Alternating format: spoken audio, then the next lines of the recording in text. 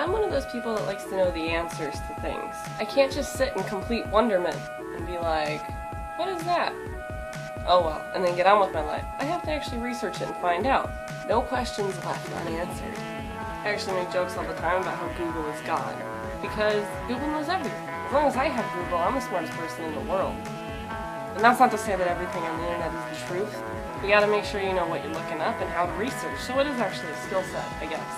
I always joke with friends and family, though, that if I were to die or get arrested and I had to confiscate my computer, that they would find the weirdest things that I've searched for.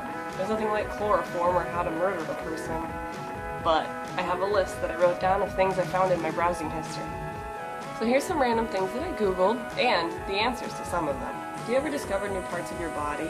Sometimes I do, and I have to Google them. The other day, I was rubbing my head, and I realized there was a node. Specifically a node. And I had to figure out what it was. So I Googled it. Right here, about there, on either side of your head, you have lymph nodes, actually, which I didn't even think they'd be required in your scalp, and they don't seem really that important. Very rarely are they needed.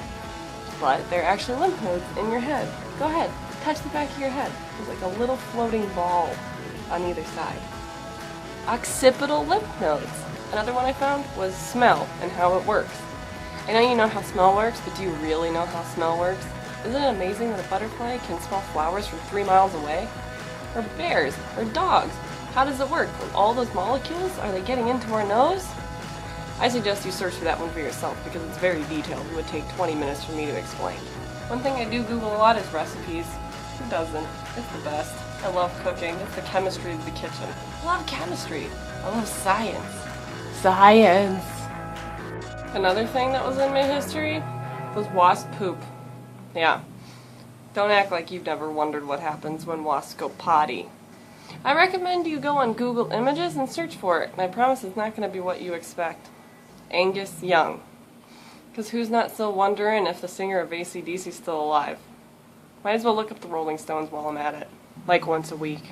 Arby's meat. I was wondering about the process in which it goes through before it gets to your mouth. You'd be surprised to know that it's not that good.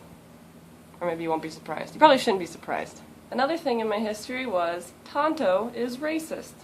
Me and my Native American roommate had this conversation about how the new Disney movie portrays Tonto in a racist way. But I actually found out it's not that true. He had a Comanche, that's an Indian tribe that Tonto is part of, apparently. A Comanche informer explained to him all of the things that would be appropriate and even helped dress him and decide on his outfit. So next time you make fun of that bird on his head, remember that you're making fun of Indians, or as I like to call them, Native Americans, because they were here first. Vitamin K. It's very important in coagulation, and you'd be happy to note that it's in a lot of leafy greens. I always research things that people share on Facebook. 99% of it's propaganda and lies, so stop sharing shit without actually researching it, because it frustrates me and a lot of other intelligent people on the interwebs. I'm not a huge fan of Obama, but I saw someone making fun of the fact that he said he's been to all 57 states. Like he's retarded and didn't know there's only 50 states.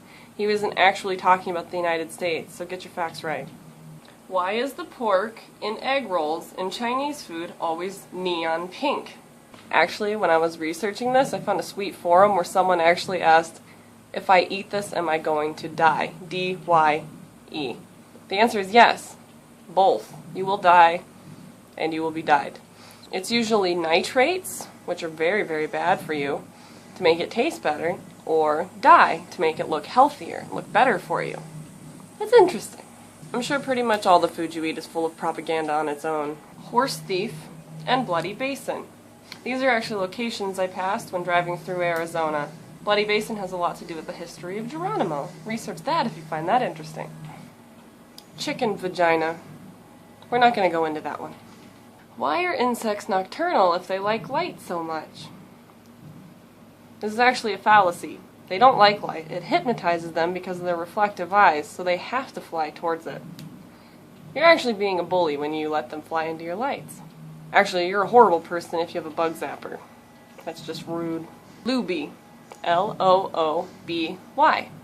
My husband actually brought this word up to me and he researched it one time in school. It means an awkward and clumsy person. We actually use this word now to describe my Great Dane. last on my list is cucumber sandwiches. Why are they so popular? I keep seeing them in movies and everything, but I've never had a cucumber sandwich. It sounds dull. But it's actually a huge British fancy treat. They're a really big fan. Really no research needed on that. It's just cucumber and spices. Actually, if you do Google it, you'll find a lot of really pompous articles on how to make them correctly. It's interesting.